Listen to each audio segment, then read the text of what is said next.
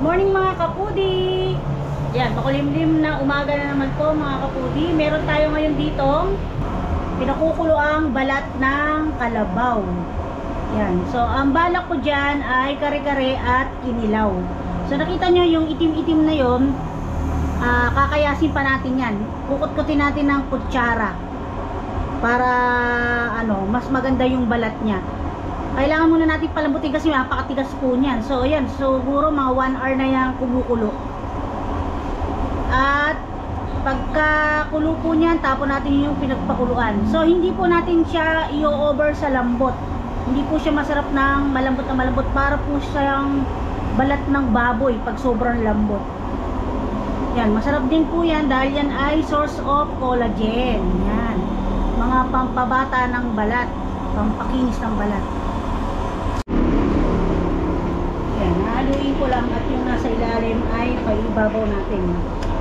Hindi naman po natin pwedeng takpan. Hindi ko po matakpan kasi nga ginagamit po natin ay yung calandius oil. Baka umano na naman siya, sumiklab. Tsaka hindi po siya kakasya sa pressure cooker. Unless pwede pong by batch, yung kalahati pakukuluan para sa kare-kare, tapos yung kalahati pakukuluan sa pressure cooker ulit para naman sa kinilaw. Yan.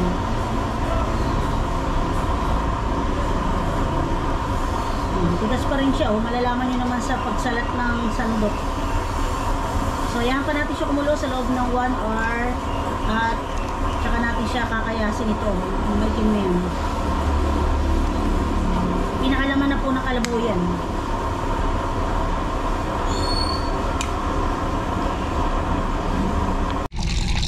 Ayan, umuusok pa mga kapudi. Inalis ko na sa pinagpakuluan at hindi ko muna hinantay na lumambot mabuti.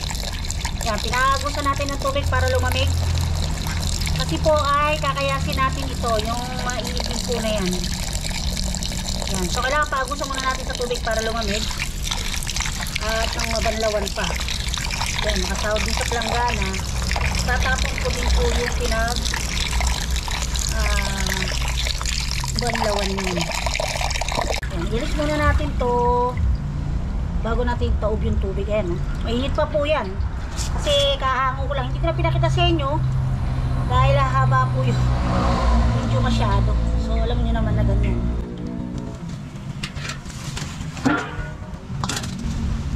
Ito pa po uling ugas. Kalatin natin kung pwede na yan.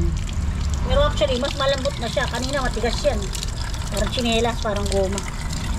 Para malinis natin yung mayroong mga balahibo. Kailangan natin ng kutsarang ganito. Yan. Ang klase po kasi ng kutsara ay mayroong makapal at mayroong manipis lang dito. Para makayod to. Ganun. Hindi naman kailangan malinis na malinis kasi laman naman ng ng baka. Tatanungin din natin kinani, baka nagkakamali tayo ng info. Yan. Pero alam ko, kalabaw to kasi ganyan po yung ginagawa dating chicharong kalabaw, yung bilog. Chicharong kalabaw yun, yung nabibili nyo na yun. Pagka siya kinat ng square na maliit, pagluto po niyan ay siya. Yan, ganyan natin lilinisin. Dali lang pag kutsara or kutsilyo.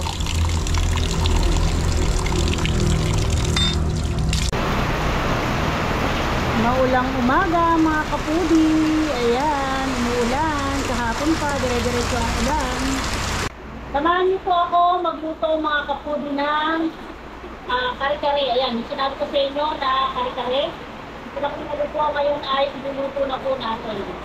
So dito po nakahiwa na ako ng sibuyas bawang at maghihiwa uli ako ng panibago. Ayan, pasensya na kayo, lakas ng ulan, Kaya nilalakas ako yung boses ko. So ito para sa gulay. Minsan po nilalaga natin yung gulay para sa kare-kare o yun yung nakagisnan natin. Pero kami po minsan ay ginigisa namin na may bagoong para may lasa na siya. At pwede rin ibukod, pwede nyo rin itapin sa kare-kare. So yan, ito na yung ating sibuyas bawang. At ito na po yung puso ng saging. Kapapatay ko lang po ng kalan, pinakulo ko po siya. Kita nyo, may po yung pinakasabaw niya at yung pinakakatawan ng puso ng saging ay hindi siya ganun kaputi. Kasi hindi daw po yan yung saging na talagang mahaba na maputi. Sabi ko ni Kuya, mapait yan. So pinakulo ko po at i-strainer ko na yan mamaya. At tayo magigisa na nga po ng gulay. Naman po sa isang banda, ito na yung ating mga pechay, sitaw at sasamahan ko ng okra. Yan, pwede naman po samahan ng ibang gulay kahit yung kabay, ano po nga ba yung tawag sa kabay na iba? Yung, pwede rin po yung kabay. Masarap din po yung sa kare-kare. Tapos kami po, pag nagkakare-kare ay naglalagay kami ng, ito po, alabasa. Yan. Dapat po kapon ko yan iluluto. Sabi ko ngayon na lang kasi gumawa po ako ng lutong bahay pares. Yan, mula po sa konting karni ng baka at saka hinaluan ko po ng balat ng baka. So, yun po pala ay balat ng baka. Kasi po pagkagaling namin kila ka-farmer, ito naman po si Mark Daisy nagkasakit. Oras sa pag-uwi po namin, nagpapabili na siya sa akin ng BioFlu.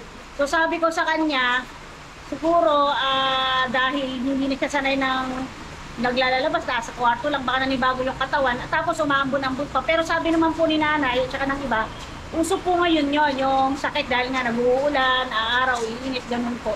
So pero ngayon hindi na siya nilalagnat. Almost 24 hours lang siya nilagnat, tapos medyo ngungunga siya. So iniisip namin siya sipon. Pero kung sabi ko sa kanya, kung ngayong maghapon, lalagnatin pa rin siya, ipacheck up ko na siya at ipapa-blood team ko na po para sure po, sigurado na, sigurado pa, na okay po siya. So ngayon, okay na po siya. At ayun, pasalamat po sa Diyos dahil nga hindi naman tayo gaya na mag-aalala. Pero i-monitor ko pa rin po siya. So ayun mga kapatid, sisindihan ko na yung kalan at isa na tayo ng gulay muna. So nasa inyo kung gusto niyo nang ilalagay gulay at ihalo niyo lang sa kare-kare or itatoppings or itatabi niyo po at nakabukod yung kare-kare. So ngayon ang gagawin ko naman ay igigisa ko at pwede ko siyang hihalo or ibukod dun sa kare-kare na balat ng baka. So papaint na ako ng kawali, lalagyan ko siya ng mantika. Hindi ko na ilalagay dito yung ating sibuyas bawang kasi ito na. So konting mantika lang kasi meron naman po yung peanut butter at saka gata. Kaya magiging oily din po yan mamaya. So ayan, igisa lang po natin. Ayan natin siyang uminit. So ayan, igisa ko na po yung sibuyas bawang.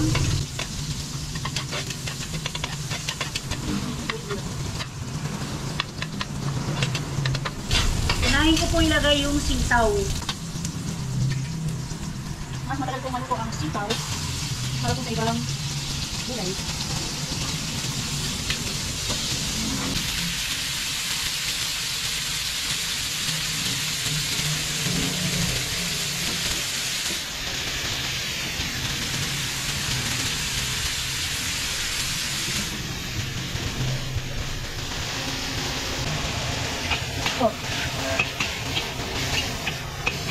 Okay.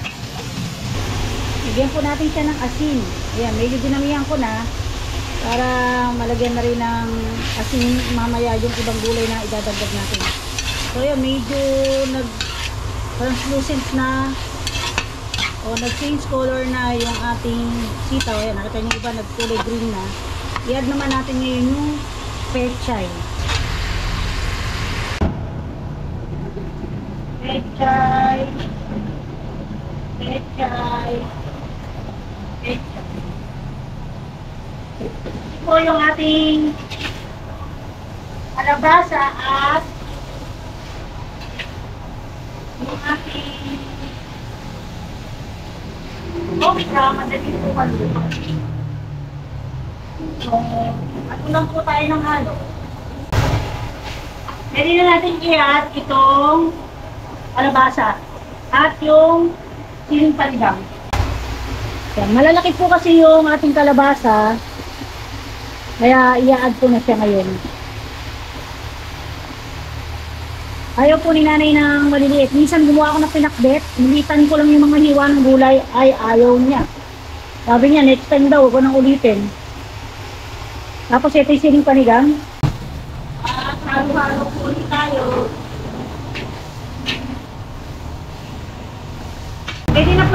idagdag yung naunang pinakulo natin na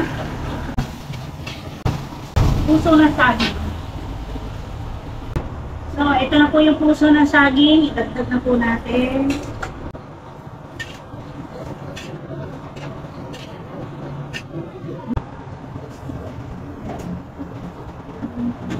Hinaan ko lang po yung apoy dyan, hindi ko nilakasan. Pwede kayo mag-add ng konting tubig para tuluyang ma-steam yung ating kalabasa.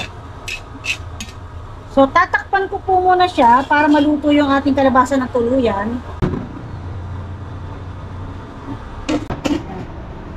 Yan lang po natin siya maluto sa loob ng 3 minuto para po lumambot yung ating kalabasa. Bago natin itagdag yung ating ito, yung okra. Ayan, sabi ng iba, bakit may okra? Optional lang po ito. So, gusto kasi ni nanay kumain ng okra.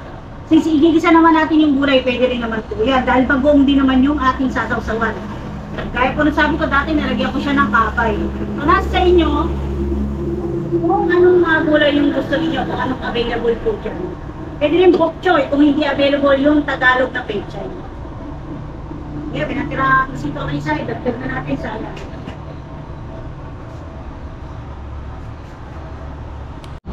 After 1 minute, i-check ko po at idadagdag ko na yung ating mga katalungan. Ayan, nakalimutan ko pa mga kapudi. Tik na, para tayong nag-uulyanin na talaga. Kasi po, hindi ko po siya agad iniwa dahil nangingitim na. So ngayon, pagharap ko dito sa kabilang lababo, nakita ko siya, iniwa ko na tinugasan. Tamang-tama lang naman natin dito sa ating ginisang gulay. Madali naman din po kasi lumambot itong ating talong. So, nasa sa inyo po kung gusto niyo naman ipirito, bukod ng pirito. Iba-iba na po kasi ngayon ng style ng pagluluto ng kare-kare, iba-ibang version na.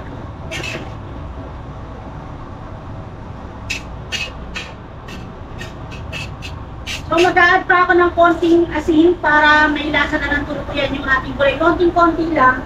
Huwag po overpower kasi mas masarap pa rin yung bagong ang siyang magsisilbing alat sa ating gulay at kare-kare.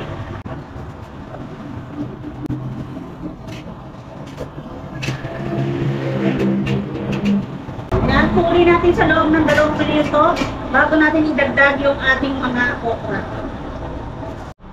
Yan, check na po natin after 1 minute pa. Yan, high fire na yan. O, nakikita ko lumalabot na yung kalabasa. Ayan, ang bilis na lumambot. Pwede ko na i-add ngayon yung ating okra sa ibabaw lang. Huwag na natin gawin. Mas madali lang po lumambot ng okra. At para hindi tumulas yung ating sabaw o yung atas ng ating gulay, eh huwag na natin hanggang. Pero hindi naman din natin mapipigilan yan kasi inat ko po yung magkabilang dulo ng okra kaya kakatas ko ng dako. So okay lang naman din po yun. Pero doon sa masisela na ayaw ng slimy, huwag nyo pong haluan ng okra. Yun po yung ma-advise ko. Pero napaka-healthy po ng okra. Lalo na sa kidney natin at sa ating digestive system. Tanggalin lang po siguro natin yung buto kasi parang hindi po yata advisable na kainin din yung buto at isasama. Tapos natin takmarkin ko lang. Okay na siya. At ready naman na tayong mag-isa ng ating balat ng kalabaw. Pagkatapos po nito, i-set aside ko po ito at mag-iisa na po tayo. Tapos huli na 1 minuto, buksan na natin. At sabuin na natin. Ayan, matutuyo na po yung pinakasabaw niya. Pero patuloy pa rin naluluto. Ilalim natin yung okra. Moist ka rin kanina dahil sa bulaklak ay sa anong pala puso ng saging. Ayan, sa tingin ko okay na. Dito ko na po ilalagay. Kasi dito na rin po ako magigisa ng mga balat ng baka.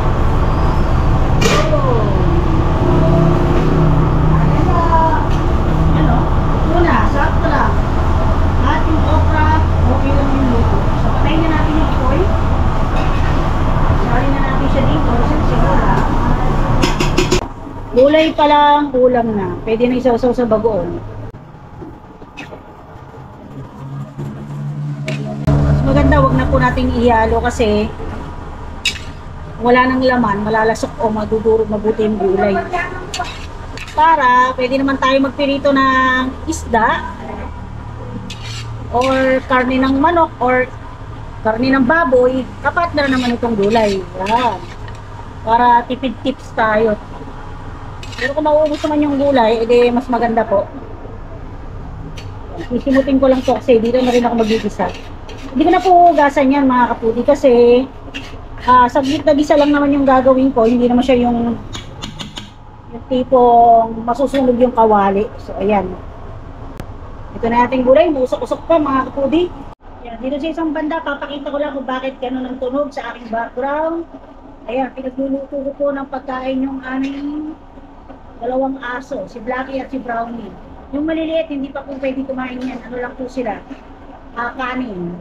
Yan. At isang beses pa lang po sila kung kumain. Kasi ano pa rin po sila, hindi pa awat sa nanay. Yan. Ano ba yung maingay na yan? Ayun, may deliver tayo ng hito. Oh, shoutout sa asawa mo. Shoutout sa asawa mong nasa bahay. Delivery ng hito. 30 kilos na daw. Oo. May jumbo ba? Yan may manager. Yung manager nandyan. Saan ba kayo, Baguio? Oh, magaganda yung size. Oh, wala. Matak mo na, pauwi ng disenyo. Pasok na. Pasok na. Oh,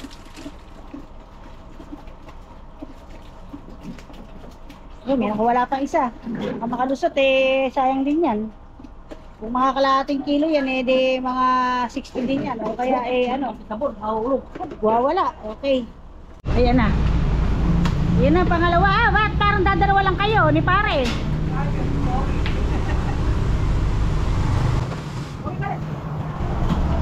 Ayan, pangalawa.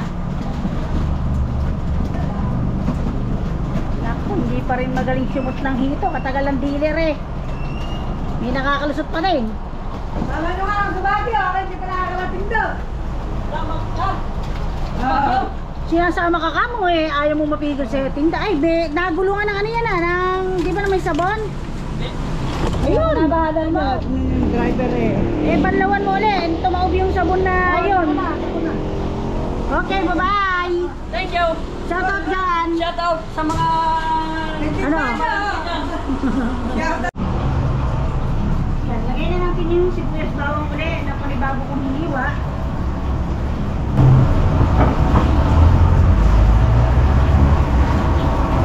At lagyan po ulit natin ang oil mula sa ilalim ng bowl. Mula sa ilalim ng cabinet. Konti lang. Sarap po ulit natin para di pasukan ng ipis. Sa pinagdisahan po natin ng gulay ay nagdisa na ako ng sibuyas bawang. Ayan po. Tapos ilalagay na natin yung mga balat ng baka. I-slice ko po siya ng lengthwise. Yan, lagay na po natin yung ating mga balat ng baka.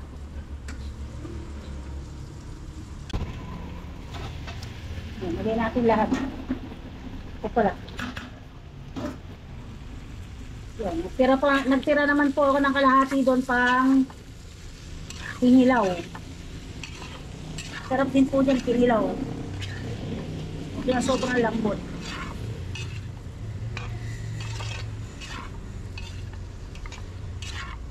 Ngayon, pwede na tayong magdagdag ng tubig. Konti lang at saka yung unang piga ng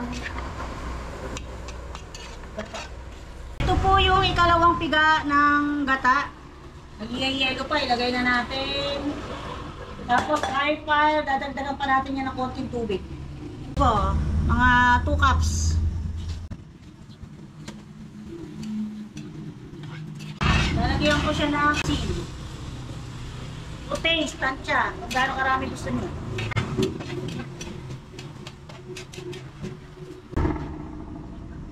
At pinatira akong beef cubes na maliit lang. Doon sa ginawa kong beef pares kahapon, ayan, maliit lang.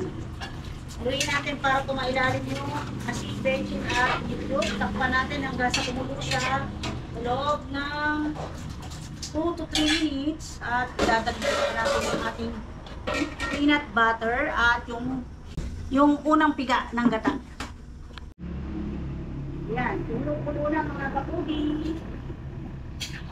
Kasi nakita nyo naman po, pinakulo na po kasi namin yan ng 1 to 2 hours. Kaya ayaw pa rin namin yung malapot na kayo po.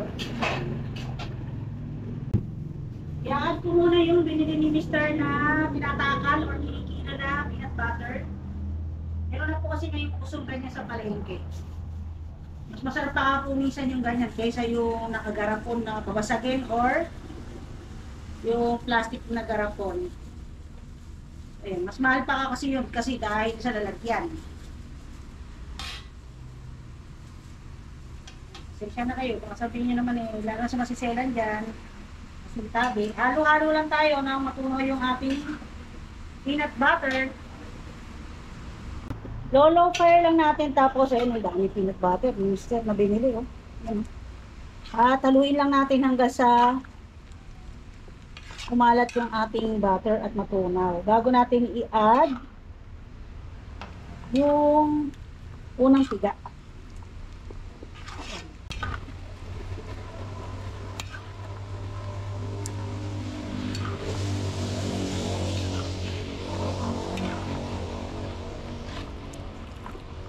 Pwede pa tayong mag-add dyan ng tubig kasi masyadong malapot yan dahil sa peanut butter masyadong marami.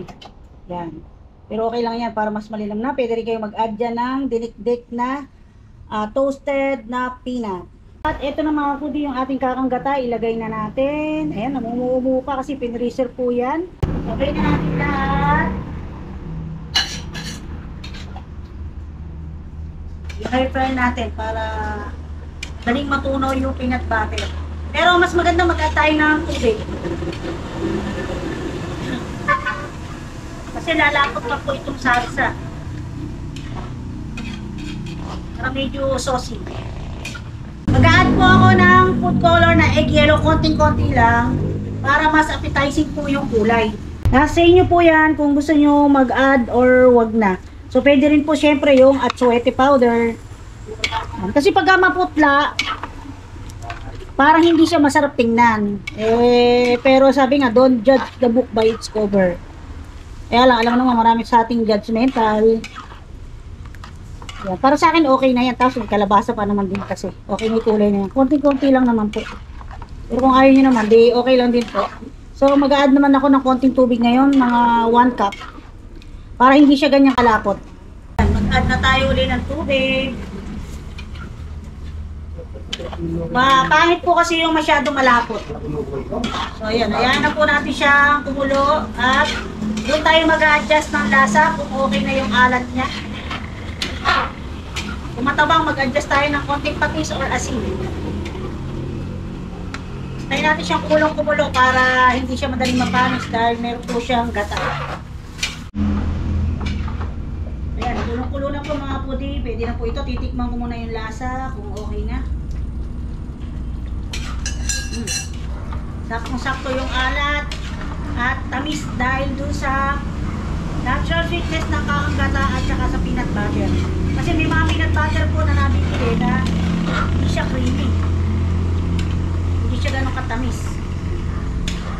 Yun, nakita nyo naman yung itsura ng peanut butter na nilagay ko, light color. Pag dark, hindi siya ganong hindi siya ganong creamy. Medyo maalat-alat pa yun. So, ayan, ready na at pwede na tayong kumain.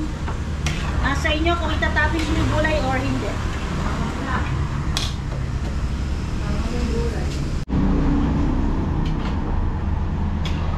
Ayan, ihalo na daw po natin yung gulay. Request ni Mother.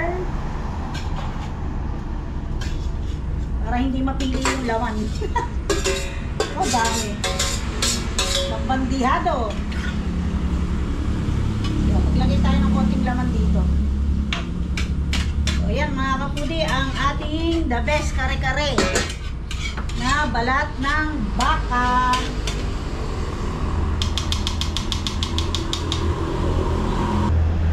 So, ayan po mga kapudi. kain na po tayo ang ating kare-kare. Yan, dami oh, isang talyase. Bibigay na naman tayo ng ayuda. Bibigay na siya ng ayuda. So ayan, sana po ay ma-inspire kayo at ayan, try nyo din po ang kare-kare. Kung ayaw naman balat ng baka ay pwede naman po yung iba. Pwede sa isda, karne, or seafood. So ayan, hanggang dito lang po mga kabuti. Thank you for watching. Ingat po tayong lahat at God bless po. Bye-bye. Ang bigat.